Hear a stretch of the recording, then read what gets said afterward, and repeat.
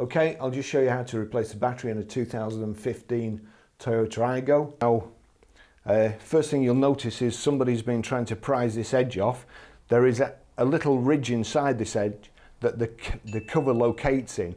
If you look carefully there, oh sorry, I'll try there, you'll see a little cutout. Now, using a screwdriver or something, don't be pressing in that way because you'll end up with it in your thumb like I did many years ago. So in there and just lever up. When you leave the case that way and push towards that side. That's the battery there. Out with the battery. It is a CR 2016. New battery in. Locate in there underneath that lip and then press in, and then we put it on the back.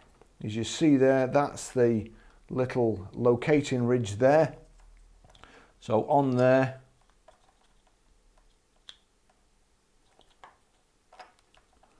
snap into place and then snap there. That's it done.